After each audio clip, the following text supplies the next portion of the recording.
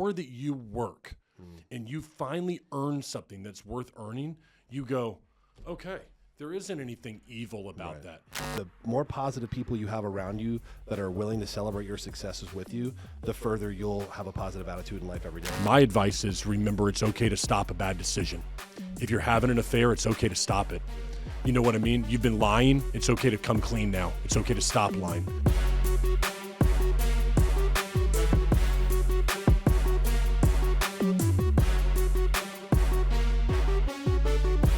Welcome, everybody, back to the Patrick Carr Show. I got a real special treat here for you today. That's my Brad Lee for you right there. But all right, I got Regan Weiss here with me today. We got connected through the Titan Retreat. The Titan Retreats. And they said that I had to meet you. You had to meet me. So that brought us here today to sit across the table from one another. They said I'm supposed to meet you. We're like twins, but you're way better looking. So you were wrong on that, guys. Yeah, I don't know about He's that. got the bigger muscles and stuff. Not a I mean, I'm just saying. Not a chance. I got to ask you this, man. Shoot. Good-looking cat. You're in the contracting game. You're starting to get the grays that are coming in right now. How you feeling about this, man? I'm struggling. Yeah. I'm struggling. And how old are you, if you don't mind me asking? 38. Okay, so you're 30. I'm 47. Wow, okay. Well, Right? you look great for 47. Just turned 47 the other day, May 26th. And I'm going to be frank with you. Like, I'm still using, like, the charcoal bar soaps just to keep the grays down. And I think a guy like you and a guy like me, because we're on camera all the time, like, you struggle with that aging. And I've just learned as of recently, and I've been talking to a few friends. I have a few friends that are like legit clinical psychologists are like, Regan, it's a badge of honor. You got to start looking at it as that. Like, you are a badge of honor. Your wrinkles are a badge of honor, and your grays are a badge of honor. And it just shows your experience, and just deal with it. I was like, shit, okay. So I'm just slowly allowing that to happen. And I don't want to age, but we all have to. My girlfriend comes to me the other day. The serious relationship is new for me in my life. Right. And she kind of hinted at, hey, listen, maybe you should maybe one of those just for men things, or I'll book you an appointment just so it's done right the first time. And I'm like, well, just, if you want me to touch up, you just got to let me know. Right. And so I've been trimming it down and stuff, but you're right, it is tough. And maybe that leads me to my first question here for you. You work with contractors across the country, and we'll talk about that. Sure, yeah. But more and more business owners and contractors have to get in front of a camera. 100%. And they have to brand their business. 100%. And a lot of them, in my opinion, are scared about the judgment of other people. Correct. And I believe that it's not the judgment of, let's say, the homeowner or the person they're trying to sell to. It's the contractor down the street. It's not just that, brother. It's their family. They're concerned about their family, their friends. And I say this all the time, and that's why I think the Titans know we're going to mesh very well. People don't care what you look like. They care about what you can do for them. And once people start understanding that, once contractors start understanding that, roofing, contract, it doesn't matter. You're going to realize you're right. I don't have to worry about my nose getting larger or the gray hairs in our beard. They care about what you can do for them. So once they capture that and realize that, video is limitless, right? I completely agree. Now, what I tell contractors, and for you and your coaching group, interested to hear what you tell them, that what they're doing is when they don't produce content, when they don't brand their business, they're letting that other person, that contractor down the street, the brother, the sister, somebody, take food off the table for them. Because in my opinion, your pages right now, whether we like it or not, they're the storefront now. They're the brick and mortar storefront of your business. Right. And in our, what we do here, ecosystem of creating content for those businesses, we try to get them to understand you've got to maintain it. You got to clean it. You got to make sure it's on brand with what you represent. And I don't think that right now enough contractors across the country are paying attention to the perception that a customer has of them when they go to those social media pages, when they check them out for the first time. You're dead on. I tell people, and I'm sure you do the same thing, you have to be obsessive with your brand. It's an obsession. There's every day, just like you brush your teeth, you have to make video. It needs to be a part of your everyday routine. And people are like, well, I don't know what to make. I don't know what kind of video to do. I don't know what I'm supposed to be doing. At the end of the day, it doesn't matter. People buy people. They want to see who you are. Yes, you can have a great brand. Yes, you can have the cleanest trucks with the tire dressing and all that stuff, but people buy people. So if you're not obsessive about your craft, your job, your roofing, your contracting, your paving company or whatever, landscaping or whatever it is, you are going to lose in the game of business life. It's that simple. Okay, so if I'm devil's advocate, I look across from you and I'm like, man, it's easy for you to say, man, you're in good shape. You're a good looking cat.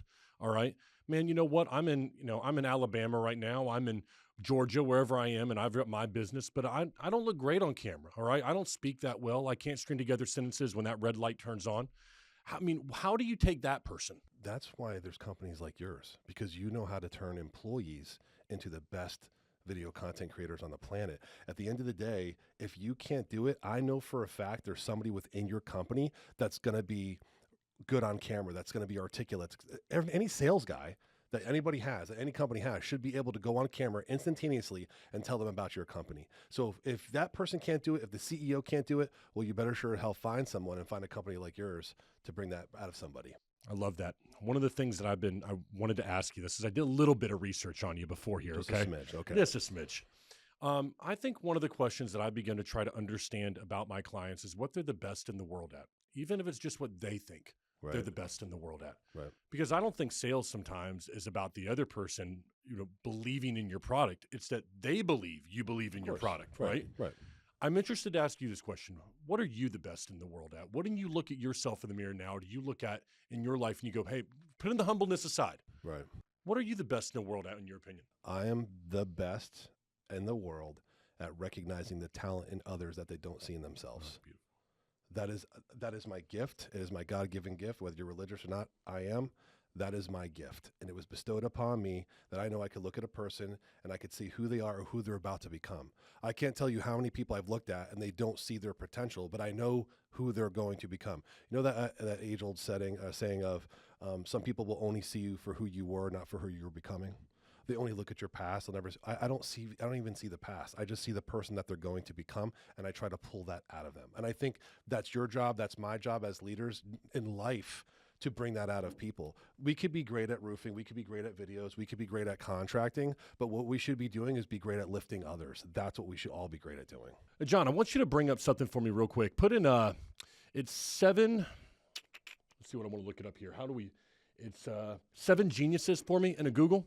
Can you look that up for me? Big thing what this was talking about, I can't remember the guy's name, but this guy was on Ed Milet's show. Okay. All right? Yeah. And he was talking about, what brings me to mind right now, is that traditionally when people think about genius, they think about the person who can go through a math problem, decipher it, blah, blah, blah. But he was trying to say how powerful it would be if we started to look at each other as there are 7 geniuses that people have. For instance, aesthetic geniuses. You're athletic, you're great with your body, you're a genius at that. Okay. But what about interpersonal? That person who understands their own emotions, they're able to actually regulate their emotions and be able to talk to somebody. That's powerful. Powerful. Extra. So somebody who can actually interpret somebody else's emotions very well in the middle of a conversation. That's an empath. Right. And he went through all of these different, the name's going to come to me halfway through this thing, and I'm going to think of it and go, John, that's the book. But what you're telling me right now about what you're doing is you're able to recognize in somebody something before they're able to see it in themselves. And I think that's a pretty powerful thing. The flip side to that, what about being able to see the pain in other people? Because I always feel like there's a gift and a curse to some things sometimes. I think that's a part of the empathy curse, or like you said, gift. I know when someone has been berated their whole life by their family, by their father, by their mother. I know when someone's not healthy in their relationship, and I believe I have that because I've had those things. I've experienced everything that I talk about. I don't have the perfect marriage. I didn't, and I'm working on it every day. My mother and I never had the best relationship growing up. And don't get me wrong, because people like, oh, I don't want to hear you had a sob story as a child, because I had a great childhood. But, my mom wasn't the type of person that I would hear I love you very much from. So, I always sought that all the time. I always, my love language is words of affirmation.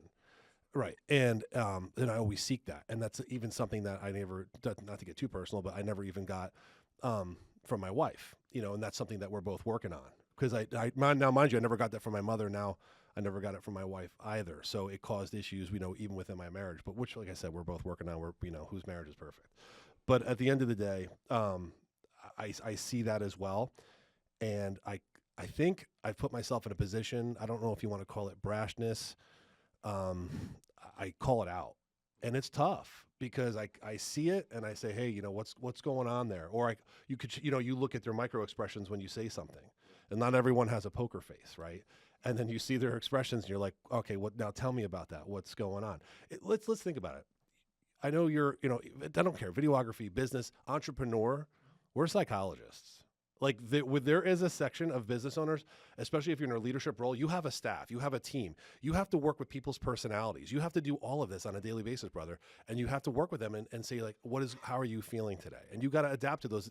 It's not the time where we can say, deal with it. This is life. If you don't like it, you don't have a job. Those days are over. Yep. It's hard to find good help. So I don't know. Is that what you're? It is. Okay. I want your advice on something then. What's something I struggle with, and I want you to help me out with this. All right. I think that a lot of entrepreneurs have gone through this, and I'm really hoping you can help me with it. I hope so too. So I'm getting free advice here. Yeah. When things are going really well for me here at the office, and we're clicking on all cylinders, John over there is happy with me. We're all good, right?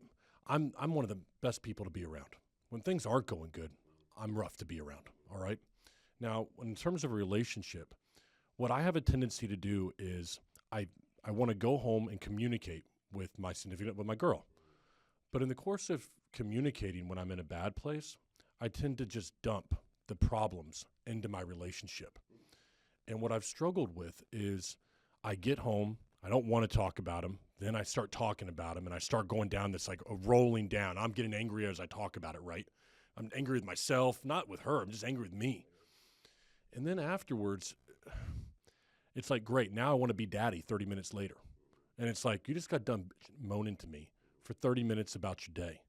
But now you want to be daddy again? And it's tough to be that both sides, where I want to be able to express that, hey, listen, I'm going through something right now.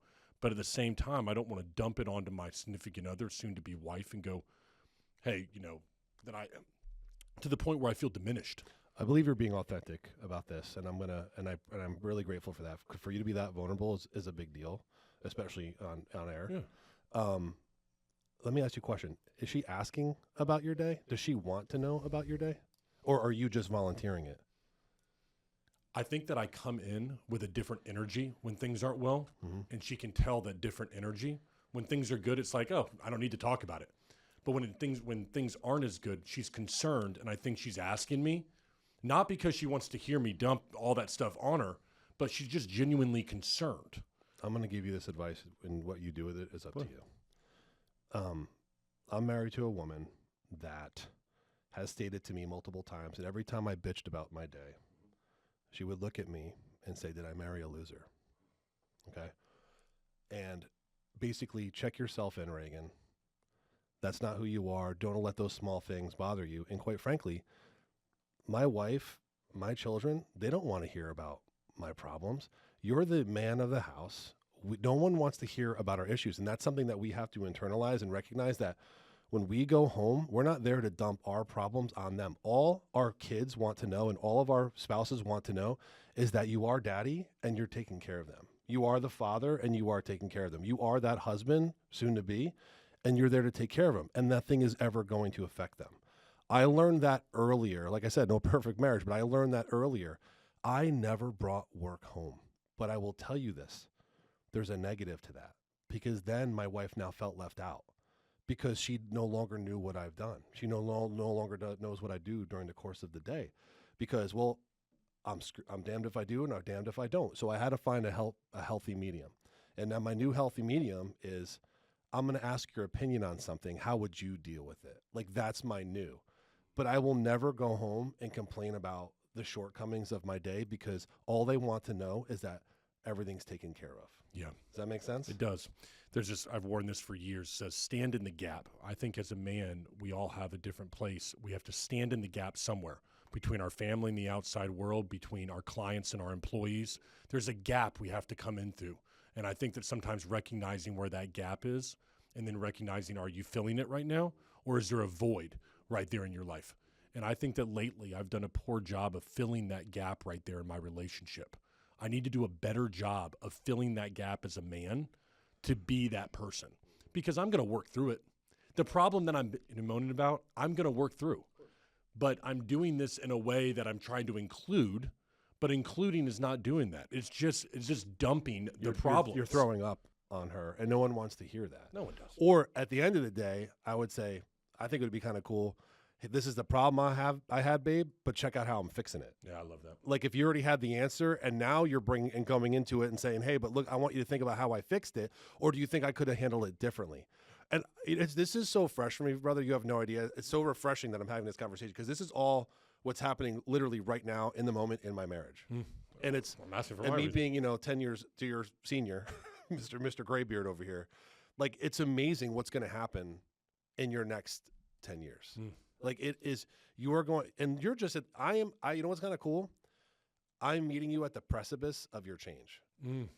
You all of a sudden, you're coming out. All of a sudden, I'm seeing these videos. All of a sudden, like you're building these relationships that you always wanted to build. I mean, I'm in front of you now. You're talking to Lance Bachman. You're talking to Brad. You're talking to this guy. Like me and you are meeting each other at a really cool time. But I feel like I'm meeting you at the precipice of your change. I can't wait to come back and see you in 10 years when you're a gazillionaire. Oh man, that's really kind of you. I appreciate that. Because it's gonna be awesome. Yeah, it really is. And you're hungry. You're here. You're driven. You're that guy. Like it's pretty cool, man. Very kind of you. So let's turn to the business side right now. You're coaching. Can you first tell us about this coaching that you're doing? Who are you affecting? Who you're working with?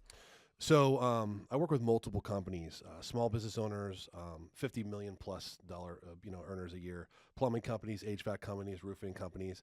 And the biggest thing that I do when I go into these companies is I look at the owner, I look at the CEO, I look at their directors, I look at all of them. And then I start looking at their employees' social media. So can I get a list of your employees? And I start looking at their social media. And I'll look them up, and I do some research, and I have obviously people around me that do this as well.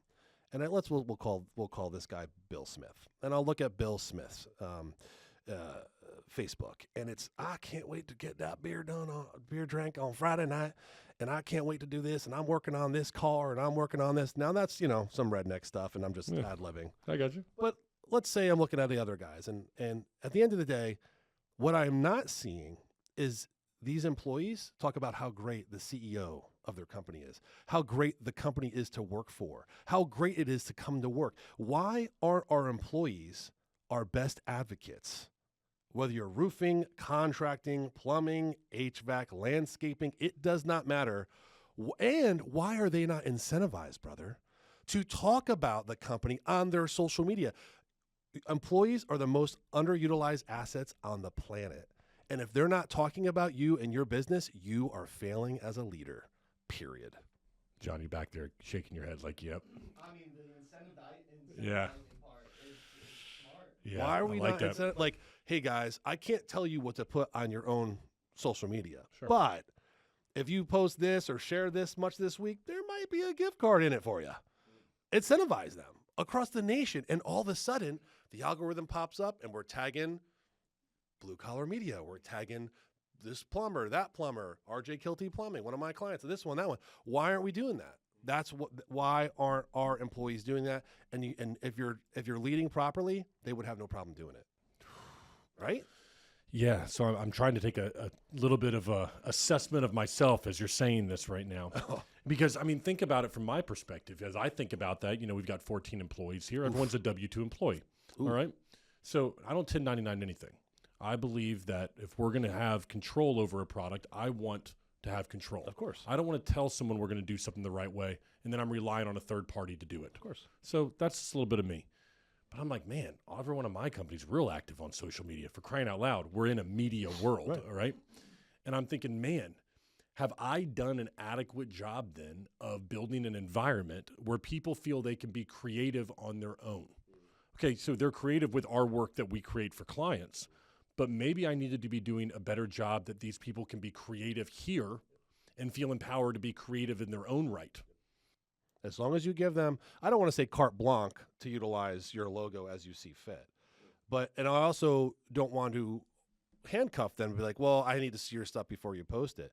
At the end of the day, if they believe in you, they believe in your brand, they believe in you as a person, there should be no issue talking about you. They should be smiling, walking in this door. I don't care if it's an editor that sits in front of that damn screen for 6 hours a day, which is God bless you, editors. God bless you. Because I know like the redundancy, you're like, oh crap, I got to hear this again. But they're the ones that make the magic happen. Your videographers are fantastic too, but without those two individuals working together. So that's just from your perspective. But why aren't they be like, you know what, I'm going into work today and I can't wait to edit his podcast and I can't wait to do this. And why aren't you talking about that? And then once again, the incentivizing. If they were incentivized to talk about it, put it on their social media, how many more guests would you have? How much more business could you have, brother? How many clients are we missing out on simply because your staff's not talking about you? Yeah, I have 14 people out there not talking about us. They're your lead right source. Now. They're your number one lead source. See, one of the things that I believe that business owners, at least that we work with, and that they lose sight of is that people are going to leave you. And I believe when somebody comes onto my team here, I always tell them that there's going to come a time where you're going to leave me. My hope is that whatever reason you do leave me, that you're in a better position to do something great on your own. Yeah. That I've set you up to do that. 100%. And all I can do is try to grow this company in a way that it keeps you here long enough to where your dream can fit inside this company as long as possible. It's inevitable that there will be growth where someone will want to leave and go do something on their own. Mm-hmm. But if these individuals are good number twos and number threes, and they will be good number twos and number threes for the rest of their life, there's no reason to ever leave you. Mm. I want you to put that in perspective, because if you come and you hire every employee that's coming in here to have that mindset, you're like, yeah, you're probably going to leave me one day. No. Your goal is, I want to retain you for the rest of your professional career, because I'm going to make this media company the largest in the nation, if not the world, and you're never going to want to go anywhere, because I'm going to pay you X amount of dollars. You're going to have ownership in my company. I might become a public company one day, and you're going to be a part of that. Think of it as Facebook or as Meta or whatever the case is. Like, if that's the mindset of how you're going to grow and scale your company, why the hell would these people ever leave? They're going to have ownership in it. But there is inevitable that there will be someone here that wants to be Patrick, that wants to be the face, that wants to have the voice, that wants to have the muscles. And they will go on one day, and that's why you're going to encourage them. In fact, if anything, you might want to have a partnership with them. Think about it, because they're just going to go on, and you taught them everything. Yes. I'm wondering right now, how many times when you're coaching people, do you see a natural number 2 or 3 trying to be in a number 1 position, and how you recognize that? I'm going to give you a great example. This is me being vulnerable again with you. Yeah. I think I'm a really good number 2, like a really good number 2, number 3, because I work hard, and I can see things, I think, before they happen.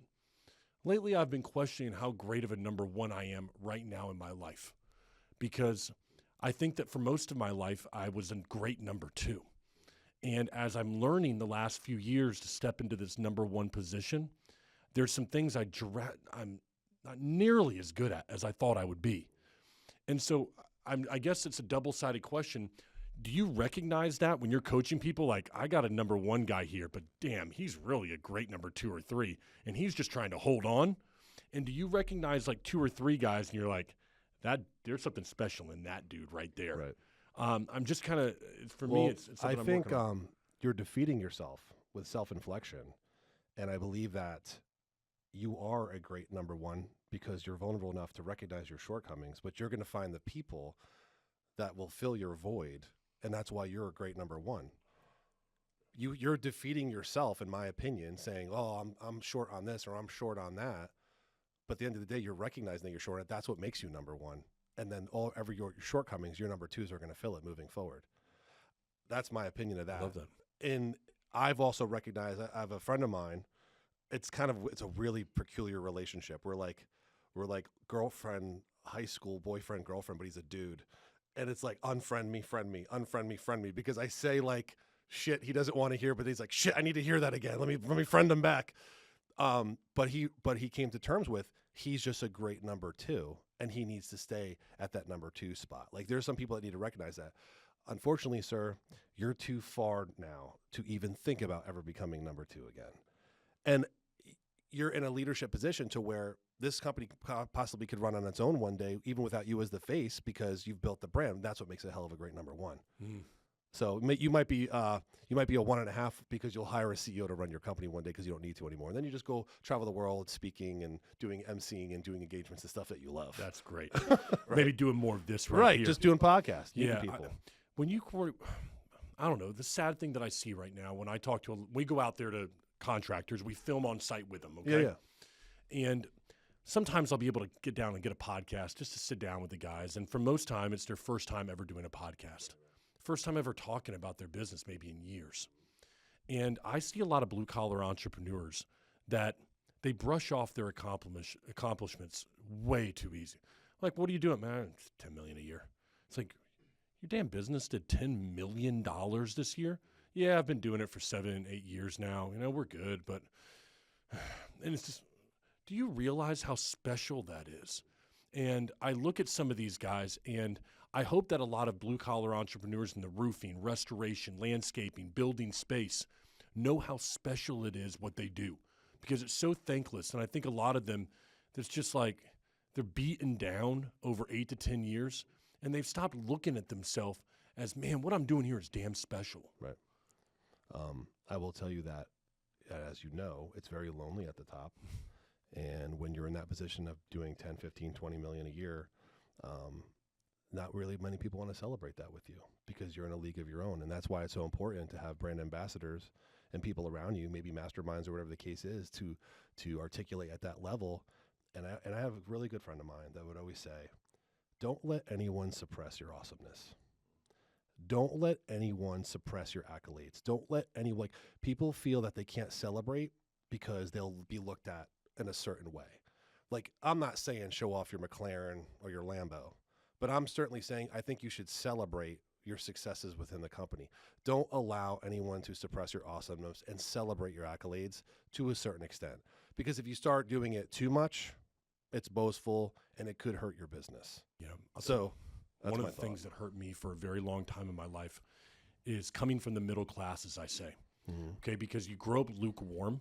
You don't grow up poor wanting more. You're rich, and so you don't have the connections to learn how to use money, but you grow up just good enough. Yeah, I understand. Right? Yeah. And then what I began to do in my late 20s, early 30s is look at people that had money as having some kind of evil. They did something wrong. They did something. They cheated their way to get to the top. How did they get there? Yeah, they have a Lamborghini. Must be nice. Yeah, jerk. Right. Yeah, I bet he's a real asshole. Right. Right? But then somewhere along the way, what I started to understand is the more that you work and you finally earn something that's worth earning, you go, okay, there isn't anything evil about that.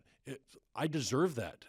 And I think it's a tough thing for contractors at times who oftentimes come from a middle-class background to be able to look at, I'm going to make a great living. I deserve this right now in my life.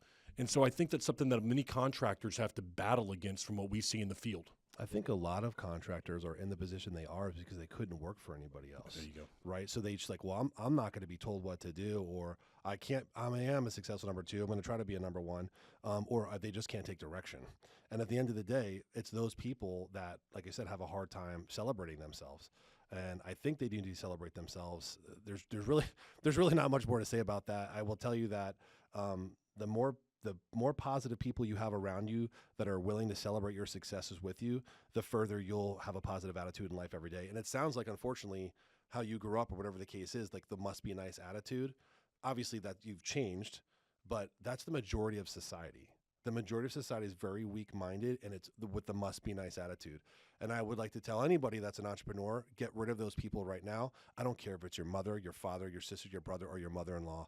Get friggin' rid of them as much as you can, because those people that are around you that say must be nice don't want you to win.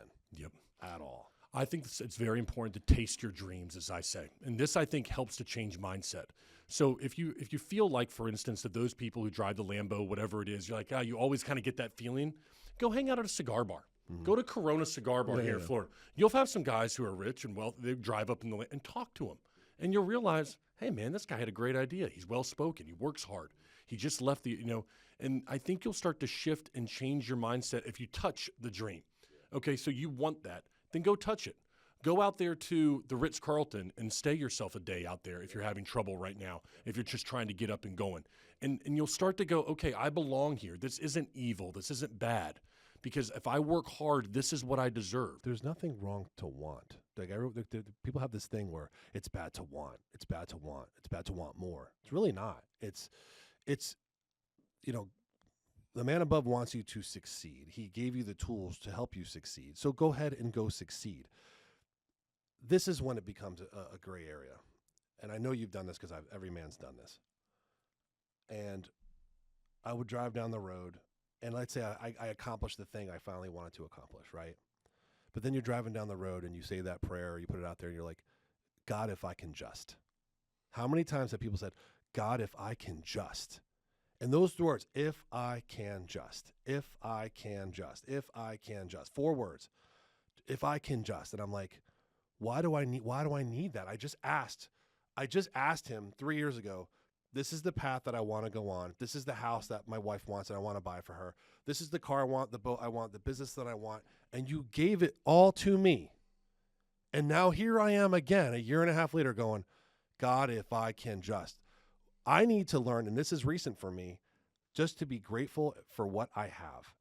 And then if anything else comes after that, it is simply just gravy. You got to put ourselves in that position. Gosh. Yeah, what is it? At one time I was praying to have the problems that I've got right now. And how long ago were you like broke? I started this company in April 2021. Right. And man, this story is a tough one. Sorry. No, it's good. John, you've heard me tell it a few times. When I started it, I left the company they were funding insurance claims, and they didn't have the money to fund the claims, so they were robbing Peter to pay Paul, bringing in ACV checks to pay RCV on other people. Okay, so I quit. Good for you. 3 days later, I get a note on my door. About 3 days later, foreclosure. They're kicking me out. Police are going to show up in a week. You're not out. I'm going to put everything out there. And I still have pictures of that place. And I was poor as I could. I mean, I had 2 dimes from together. It's not that long ago, man. No. Look at you. And I start the pot. Basically, long story short, someone gave me a chance. Guy named David Bazzelli with Job Progress, a CRM that a lot of contractors use. Right. And he tells me, he's like, hey, Pat, I know you don't got anything right now. And he told me this. God, this is so ironic. I'm telling you this right now. He says, why don't you coach me? All right. I'm like, coach you? I'm like, I don't have a job, basically. Right. And he knew it. But what he also knew is that if he said, hey, listen, I get up at 6 a.m. and 3 days a week. I need you to be on the call with me, though, right when I get up. He didn't get up at 6. I know now, looking back, David got up like at 5. Right. But he wanted to make sure my ass was up at 6 o'clock. Yeah. And that I would put together a lesson plan and put together a 30-minute coaching call with him. I didn't know how to do that. And I vividly remember him asking me, going, how much are you going to charge for the coaching? Well, $1,000 a month? What is coaching fucking? Right. A lot. Yeah, $1,000 a month. He's like, great, done.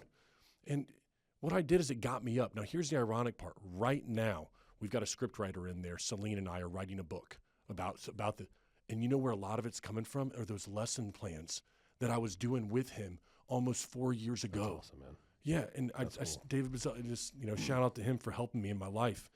That's awesome that you have that person. Yeah, and that's why you have to be that person to other people. And that's why I have to be that person, because I had similar stories where people mentored me. And I think if you've been mentored, if you were a mentee at one point, you better as hell be a mentor for the rest of your life.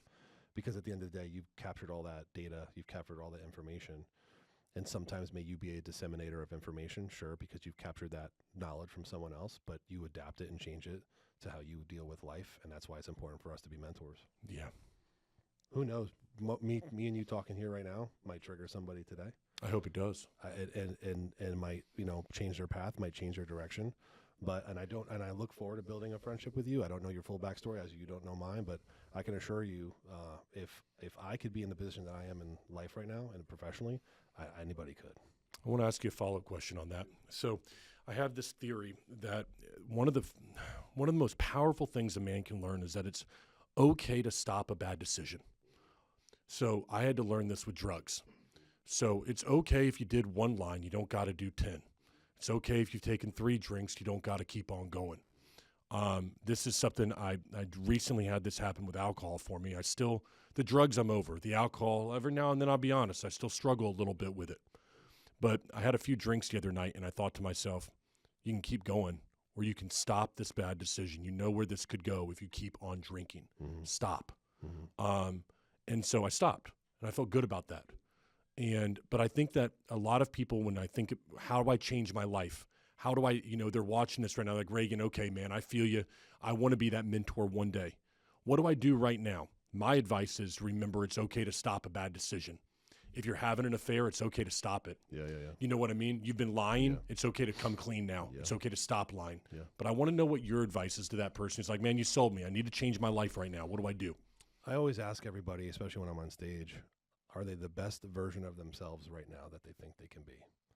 So I know I'm going to ask you right now, are you the best version of yourself right now? No. That you think you could be? No. I mean, spiritually, mentally, physically. No, I'm not. Right. Neither am I. You want to hear the truth? We're never going to be. And that's my mindset of every single day. I wake up every single day thinking this can be gone tomorrow. And I have to work my ass off in order to be and maintain and stay where I am. And people think I'm nuts for doing this, especially positive people, but I operate on loss. I operate on failure. And I have successful things because of that. I operate that this can disappear in a blink. And I've had this happen to me before. At 23 years old, arrogant little prick, built my first house, was making 6 figures at 23, was the guy taking his friends out everywhere because I could. And I never got, just being transparent, I never got into drugs, never got into drinking. I'm blessed in that way for whatever reason. I didn't like carbonated drinks as a kid. Like I didn't drink soda, so beer wasn't going to go down well. I was the guy in high school, I shit you not, that poured the Zima down the sink and filled it with water. Okay. So I could fit in at parties. True story. But at the end of the day, like I operate on a base of failure that I could be gone tomorrow. And if I wake up every day and I look around and I see the things that I have, not the material things are everything, but you worked your ass off to get them. So don't forget that work ethic to get to where you were, and you can't get lost in complacency. And I realized, shit, this is what I have to do today, or all of this is going to be gone. I don't care how much money you have in the bank. It eventually will dissipate if you or you're complacent and if you don't live in a little bit of failure. That's my mindset on that. And then to answer your question, once you keep piling that up and piling that up and piling that up, you're going to put yourself in a mentor position. And I will tell you this, there will be failures along the way. You just talked about infidelity. That was an issue in my marriage. I was wrong. I could cry talking about it right now. I drifted. My wife and I drifted apart, and we're fixing it. I that was my failure. And then you look at yourself and like, Regan, you didn't just let your family down, your kids and your wife. You let down all of these people that you've been mentoring because you tell people to stay away from that. I'm okay to be transparent about it. Will I take this little notch for the rest of my life? I'm gonna. But I own it. I'm sorry for it. The man above knows I'm sorry for it. Most importantly, my wife forgives me for it. And you move on, right? So at the end of the day, we're all going to have demons. We're all going to have shortcomings. We're all going to have some kind of an issue. But that doesn't mean you still can't continue to mentor, can't continue to coach, because I think those make the best mentors. The shortcomings, the issues, the problems. And I'm teaching everyone at age of 47, brother, where not to go. And I told, I have a business partner we're that perfect age gap. The next 10 years of your life are going to be so different, and you're going to be so far ahead of where I am right now because of all the things that you're learning now. And you have people like me, and you're getting around all these right people that are like, don't do what I did.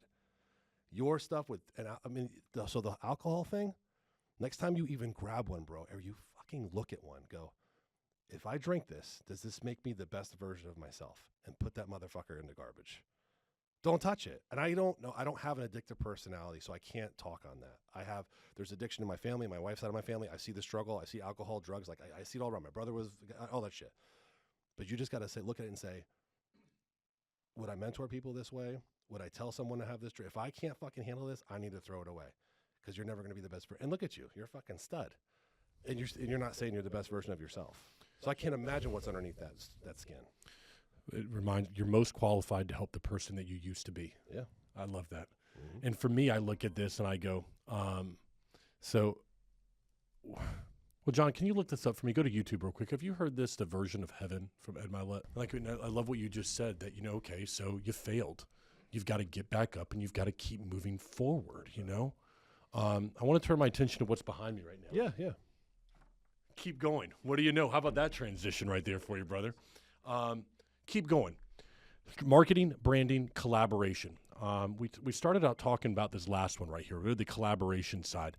In a world that is increasingly digital, everybody's talking about how many likes. Everyone wants to know how much, interaction you get in comments and what kind of following you have. I'm interested in this word collaboration, what it means to you. Is it interpersonal relationships? Is it digital world? What are you teaching men and business owners today about collaboration? Two things. One, to keep going. That's one of the last things my father ever said to me before he died. My dad was on his deathbed. This is hours before he died, and this is in 2020. My dad was my mentor, my friend. I have a great story with my dad, but I know a lot of people don't. Do you mind? Just meaning regarding the relationship. A lot of people didn't have that strong bond with a father. I can't tell you how many times, Regan, I never had that. I never had a strong bond with a father. So I recognize a lot of that. And a lot of young men come to me like a big brother or a father with a mentorship because I believe I had that great connection with my dad. So he was my biggest cheerleader. And then when my biggest cheerleader passed away in 2020, one of the last things I said to my dad was, Dad, I'm not done. I'm not done showing you what I could do. I've always wanted to show him what I was capable of doing. That was he was my driver for that. So it gets me every time. I apologize, but he was my driver for that. And I was like, Dad, I'm not done showing you what I can do. And one of the last things my father ever said before he died was, no matter what you do, son, in life, you're going to be successful at it. Keep going. And that's why I called the book Keep Going. And at the end of the day, marketing, branding, and collaboration is everything. Relationships are everything. And that's one of the things I learned from my father. If you're not collaborating with your neighbor, if you're not collaborating with this person in the same industry as you, if you're not piggybacking off of one another, if you're not pressing the flesh, if you're not feeding one another, you're failing in business. There's no reason. There's so much business out there, even within closed-net communities, why people in their own industry aren't communicating one another and piggybacking off, even off their social media. By collaboration, I'm telling people, like when we have networking meetings, let's just say for argument's sake, 30 people show up in a room, right? And there's something I created called the Fab Five. And if you create companies that you believe in, brother, like let's just call, I don't know, Joe Blow Roofing, Kilty Plumbing, like I said, whatever, all these companies, right? I don't care if the same industry or not, if they're not lifting one another up in the community, that is a failure. So could you imagine all these people like, well, why aren't you recommending me? Why aren't you recommending it? My likes aren't up and I don't understand this. And you're trying to get into these networkings and BNIs and chambers and all this stuff. And it's like pulling teeth to get them to like your shit. But what if you just had 5 core people that you truly believed in, 5 core business owners? And then what happens with those business owners when those business owners start training their staff to talk about others and not themselves? Imagine that. A world where people talk about others and not themselves, and watch how far your brand can go with collaboration that way. That's one of the main ingredients for collaboration success, in my opinion. During one of the low times in my life, my girlfriend said this to me. She goes, "It's okay to fail, but it's not okay to give up." Mm-hmm. And that has always stuck with me. I've said it on this podcast many, many times. And that almost gave me the permission to go ahead and move forward, understanding the risk that was involved with it, that I might fail. And that's okay, but it's not okay to give up. No, not at all. And, when you said this, the story about your father, keep going. All right. You might fail. You're going to get knocked down, but keep moving forward. Get up. One more day. Come on. Yep. And that's special. My dad was my best friend. Yeah. Well, good. I'm glad to hear that. And, so one of the, I haven't told this story, I think, in a long time. When he died, he left me a letter, like basically with all these things he wanted to tell me. Kind of knew he was going to die. And the last time I saw him was on spring break. I was going back to college here in a liquor and tobacco store. So I had just gone up there and picked a shit ton of tobacco and liquor up and all this stuff, bringing it back to the fraternity house at UF. Say goodbye to him. I go ahead, get down the street. I forget my jacket. I go back, tell him I'm calling. Hey, I forgot my jacket. Come back, answer the door, gives me my jacket, give him a little high hug, and I'm out. Can't wait to get back to UF from Missouri. Right. Last time I saw him, and he knew it was going to be the last time that I saw him. And he writes in this letter, and he says, "I knew it was going to be the last time I saw you. And when Patrick left, I closed the door, put my back against the door. I sat down, I put my face in my hand and started to weep because I know I'll never see my son again. But then he called, and I had to wipe the tears from my face and answer the door. Because if he sees that pain in me, he'll never leave. Yeah. And I need him to go out there and do something in this world." Wow. And for me, that stuck with me in a way that as a man, as a business owner, stand in the gap, whatever we talk about, is that sometimes your job is to get up off the door, wipe the tears away, and answer the door and go, "It's all going to be okay." And I've tried to do that well in my life.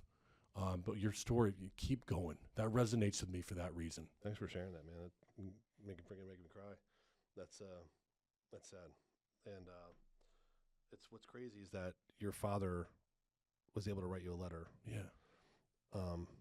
When my father was 77, 76, I bought him this leather journal with just a bunch of blank pages in it.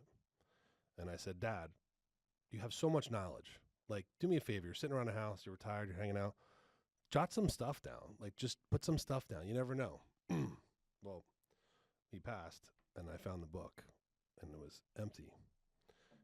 And my dad said, "Everything I taught you is for you and for your knowledge. What you do with it is up to you. It's not for anybody else."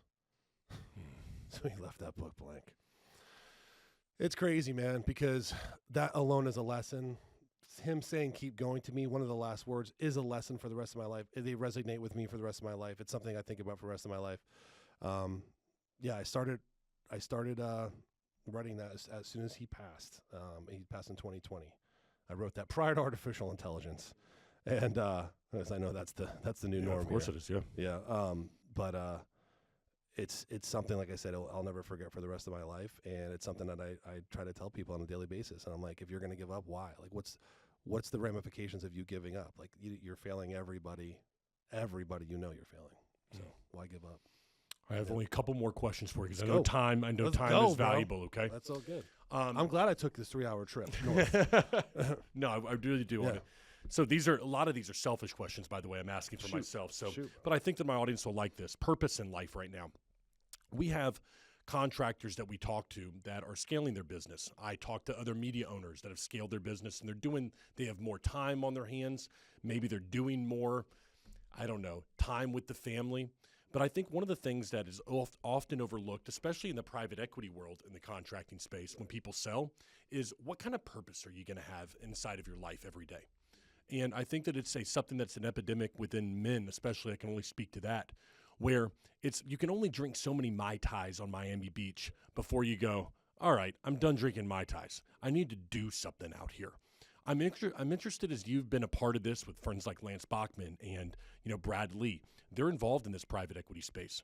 You probably see business owners that sell, and then they go, now what, right? Are you working with these people, helping them to understand, I would say, the consequences or even the other side of this bridge once they sell over to private equity or once they even get involved in that world?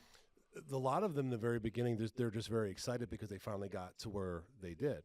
But that 1 year of going to Dubai and and every island in between gets old really quickly. And I always have these discussions with them, and they always wind up doing and getting into charity work. And a lot of them, because they have so much knowledge to give, wind up being mentors in some which way or form.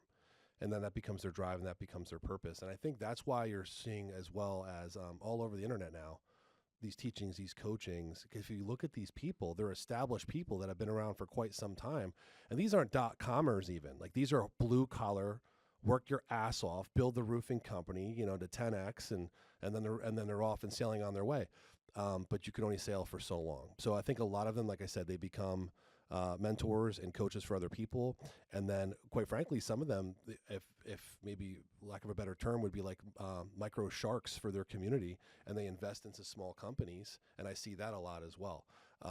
But think about it, once you have all the toys, right, and you have all that stuff, and you travel now, and hopefully some of them, the majority of them have a family, because then you're just engulfed in building your next generation of your children and going into that. But for those that don't, and then the kids are gone, now you have the empty nesters. Like, it's a very difficult thing. And I see, like I said, a lot of them wind up going back into consulting in some which way.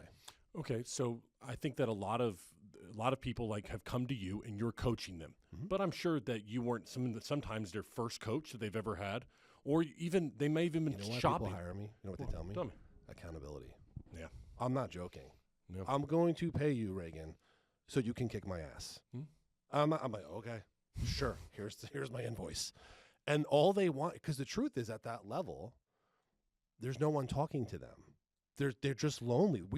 It is the loneliest place on the planet, and a lot of them just will. And it's sad, man. I see it. I'm not mentioning names, but I've worked with people, and they're just lonely, and they want to be involved. And I'm like, I feel bad. And I'll never say that, but I just feel bad. I feel bad for you because you've worked your ass off your entire life. You put yourself in a position you always wanted to be in, and now you're lonely on that top of Mount Everest by yourself. The view's fantastic, but it sucks when you have no one to talk to. So a lot of them will call me and say, I just want to have a discussion, or I just want to meet with you. And then, you know what's funny? I wind up not charging them anymore, and we just become friends. I'm being real, because I can't. I feel horrible.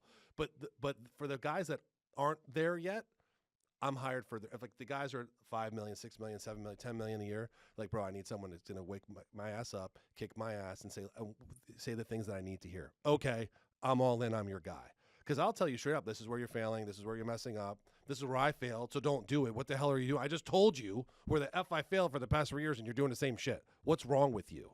You know, so then we have those conversations as well. Gosh. Yeah. I'm trying to think of the coaches. There's one guy named Coach Michael Burt, who I really enjoy. I've got a guy right now I'm working with, and accountability is a big part of it. Is there anything in your space that you've begun to say, this is something to look out for? Because coaches will charge you a lot of money. Mm-hmm. You know, you can pay six figures easily to a coach, and that can, I mean, out there, if you get a decent coach, that's not hard to pay. What I do, to be very transparent, is I say I only want to see you for a year max. If I hold you any longer than that, I'm abusing you and abusing this relationship and friendship. My contracts will never be longer than a year, because if I didn't help you, coach you, and train you, everything within that first year to be accountable for yourself and to be, here, little birdie, it's time to fly again. You were an eagle, you soared, but you got some broken wings in between, and I got to teach you to fly again. Then I'm screwing you over. Any coach or consultant that holds someone on longer than that, there's a problem, unless they specifically ask for it. Unless they're like, can you please hang on for another 6 months? Can you just hang on? They need it. If you could assess them at the end, because if you don't have an exit strategy or an exit interview at the end of that 12 months, like, did I fulfill my duties? Do you feel we spoke every day or every week or whatever the case, whatever your SOP was for that company? Then we go from there. But the majority of them, it's the 1 year and bye-bye. That goes for marketing and consulting as well. If I can't teach your staff within 1 year to be self-sufficient, then I failed as your marketing director or as a fractional CMO, or however you want to call it. Yeah. So, final two questions here for you. Marketing and branding, if we could put those together. A lot has changed since the last 4 or 5 years, right? Yeah. But there are still some principles that are the same. But I'm more interested to know from you where you think the biggest opportunities are right now in small businesses for the marketing and branding side. If you're a blue-collar company and you're not on Facebook with your personal brand, you're failing. You now have the ability, because your personal brand goes 10 times further than your business page. Facebook's algorithm is enhancing the personal brand more than anything. The views I get, which I'm sure you do as well, it's hundreds of thousands of views, right, on the daily, based on my personal brand. If you're not putting a story out every single day on your Facebook on your story, you're failing. If you're not talking about your local coffee shop, you're failing. If you're not talking about your local ice cream shop downtown, you're failing. We should be talking about other people, utilizing your brand to talk about those others and lift those people that you truly believe in if you believe in their company. If you are truly authentic and believe in your coffee shop, your ice cream shop, even your local bar downtown, and you're not talking about them on your personal story, you're failing, because you should be lifting them up and lifting that community up, but doing it through you as the brand. You're the brand ambassador for your community. You're the brand ambassador for your town. You will either be loved for this or hated. My town, you either love me or hate me. That's the majority of business in life, though, right? Because people read you a certain way, or you're brash or arrogant or this or you're that. But if you looked a certain way, or if I looked different, you couldn't call me arrogant, brash, or egotistical. Mm-hmm. But because we hold ourselves in high regard, because we walk tall, right? Because we speak with authority, sure, you're considered a certain way. Mm-hmm. And at the end of the day, it's with the marketing and branding aspect, it's branding yourself. You as a person, you as an individual, once again, people by people. And if you're not doing that every day, it's a failure. Yeah. I've been telling our clients lately that when the camera light turns on, I want to see the same person that I'm talking to right here. I agree. Now, I think the people that really get burnt out on brand and marketing as business owners are the ones when the camera light turns on, me and John are standing there and they go, all right, now I tell you, you need to come down here because right now the hailstorm just hit and we are the person that, and it's like, where did that guy come from? Right. And they think it's because that's going to be what people react to. All the time. I think it's because they don't want to show who they really are, because it's much easier to go ahead and deal with negativity when you're not fully authentic in front of a camera. I'm going to give you probably the best piece of advice I could ever give. Do not introduce yourself. Do not introduce yourself to anyone or to a attitude or a personality that you can't maintain. Do you understand? Do not introduce yourself to anyone with a personality that you cannot maintain, because they will always know it's bullshit and smoke and mirrors. And here's the thing, dude, especially when Facebook first came out, and mind you, there is a persona. I have a persona, Regan, especially when it comes to my contracting company with my partner Nick Holmes. I'm like, hey, what's going on, everyone? Regan Weiss with the Contractor. and if I was that guy every day, they'd be like, bro, bleh, get out of here. Gotcha. Right? Like, I have another business partner, Jordan Long. I always give my boy shout outs. Like, he turns on the video and he's prim and he's proper and he's a pretty boy and he's like, hey guys, I'm Jordan Long. And if I had to hear him do that every day, I'd be like, I'm gonna knock you out. Could we just talk? Like, can we just have a conversation? But at the end of the day, there's a certain clientele that wants just that. They just want the professionalism. How many times, and I know we're going off kilter here, but how many times have I'm gonna be authentic, I'm gonna be real, I'm gonna be vulnerable. People are like, I don't want that shit. I want you to do a good job for me, you douchebag. I don't care about your personal problems or your this or your that. I just want you to put a roof on. Yeah. So there's like, so if you look at our content, you kind of see both. You see like the professionalism where you'll never see anything, and then you'll see the moments of levity, having a good time, maybe some vulnerability. It's both. Like, I think you have to do everything. It's like I know there should be, missile guided marketing. There's target marketing, but I've always been a shotgun shell guy. I'd be like, boom, boom, boom, boom, boom, boom. It's all over the place because I'm going to find my audience somewhere. Yes. Make sense? Man, they're still here. We did this whole thing. Yeah, I know, right? Yeah, throwing out cash. You got the we did fake bills? money. Yeah. So we did this ad yesterday. We filmed real it like till 2 you days touch ago, them. right, John? Dollar bills. I know. y'all. So we did this ad though, right, Reagan? And this is where I want to talk about, like, sometimes it's just authenticity. We do a $60,000 offer here. Do all of your content for 1 year for $60,000. Go out to your business every quarter. Send people out there, scripting content, editing it for them. I saw that video. Okay. I thought it was genius. So you're let's be real. Yeah. That's $5,000 a month, folks. Yeah. And $5,000 a month for you to get someone to get content out there, content that's going to be in your face, you're going to get reaction from, is friggin' priceless. And if you're not paying blue collar media to do that, you're failing. Clip that shit and send it, because at the end of that's what it should. Hey, go ahead. No, but no, you're absolutely right. But authenticity wise, we did this thing where I was holding the money, $60,000. Yeah. And then I was thinking about it last night. And sometimes you just got to feel in a little bit with what you're doing. And I thought, you know what? I'm going to try this a different way. So this morning we filmed it, and I said, okay, I'm going to do this in a different voice, not like this, but like enough gimmicks. You got a problem. Right. And your problem is that you can't close leads on Meta. You can't close leads on social media because nobody's paying attention to you. Mm-hmm. And so I said, okay, there's a way to do it with, hey, we're going to do it kind of fun, all that. But then I felt like I'm missing that guy I want to speak to his pain. Like, your business could get millions of dollars more if somebody could actually just generate a piece of content for you that someone gave a crap about. Yeah. And okay, it's going to be uncomfortable. And okay, you know what? We're going to script it and we're going to sit there for 20 takes while you try to get through one sentence. But when it's done, you'll be able to give that to that marketing team you're paying thousands of dollars to. And finally, someone's going to pay attention to the hard work that you're putting in. Agreed.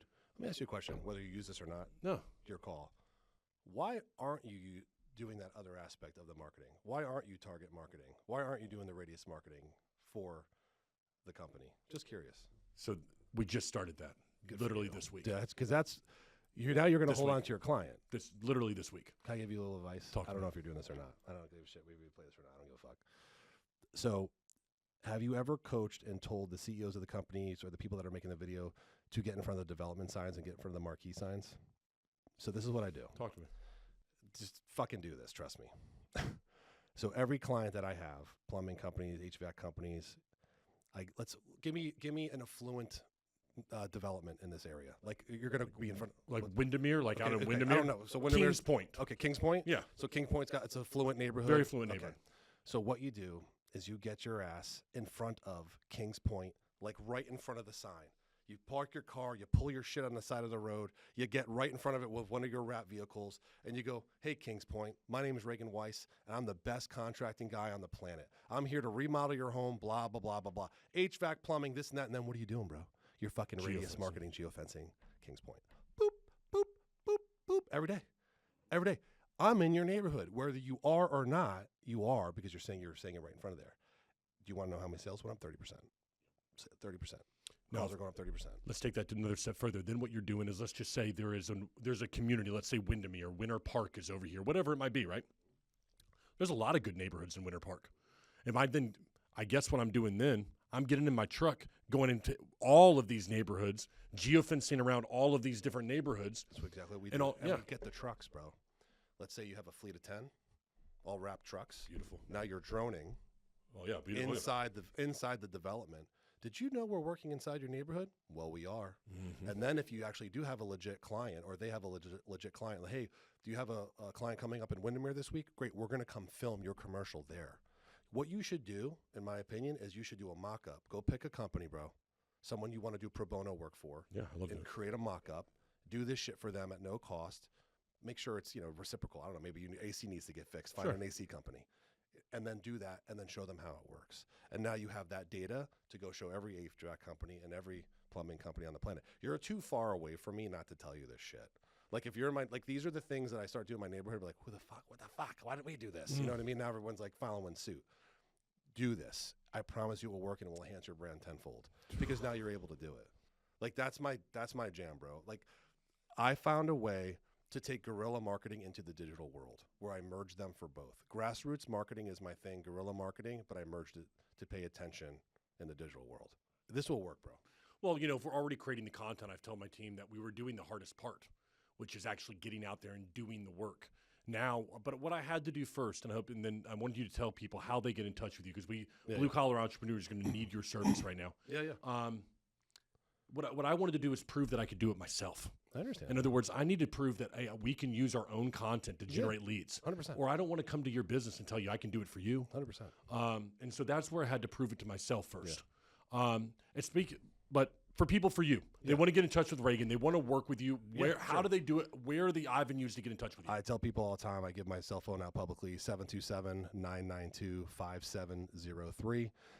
Regan Weiss, and you could text me. You could hit me up on Messenger.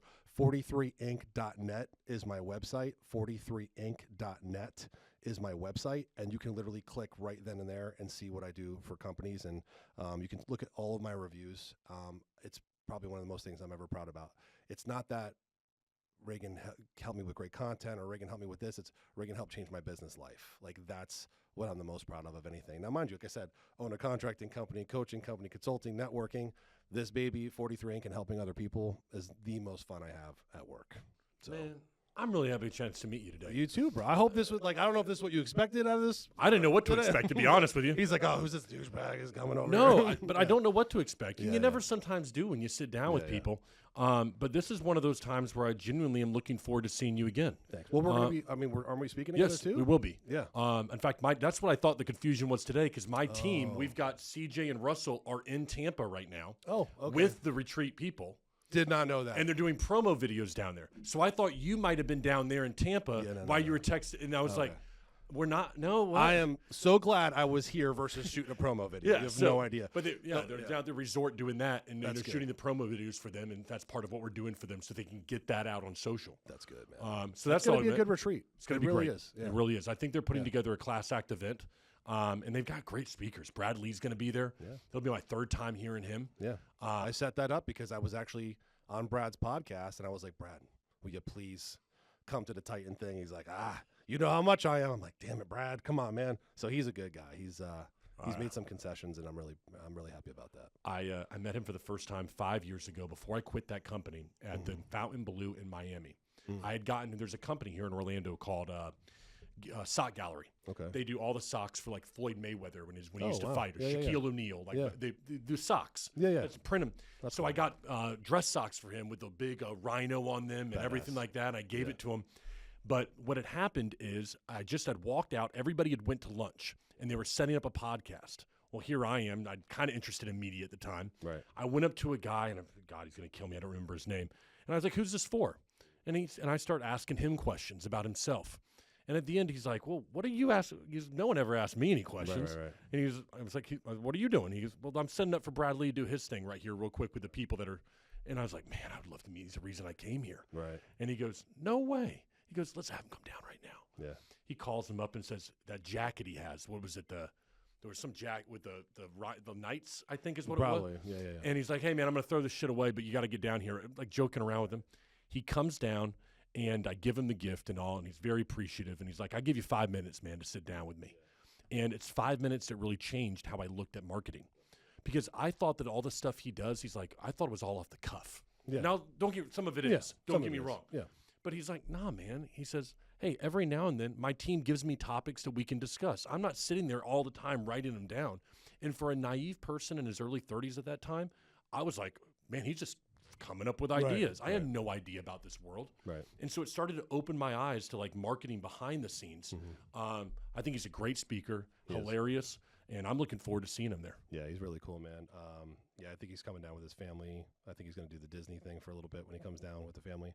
But yeah, I'm actually coming. I'm going to be back on his podcast, and I'm all about relationships and building with people. So I want to hit him up about you. I think you should go to Vegas and be on his podcast. Will you let him know the guy who gave him some rhino socks in Miami? He'll will remember definitely do because that. he was sitting there. He's like, "What the heck is this? What the heck is this?" He's like, Want me to try him? "Yeah, sure, Let me try him. please." He might not. He's a busy cat. He says, "What the heck is this?" Because he's like, you're opening this package, Yeah. and it was these socks that were in beautiful dress socks. He's like, "Man, these are great." Puts them on his story. He's like, "This is what it's about right here." Let me try him. So it was a really great moment for me. He may or may not. Here we go. Sell. Yeah.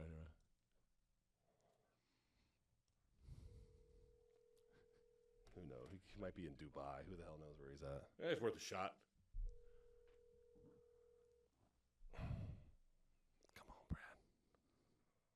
Come on, Brad. There's also another guy I need you to meet named Jay Duran. Have you ever heard of him? I know. I've heard the name. AI.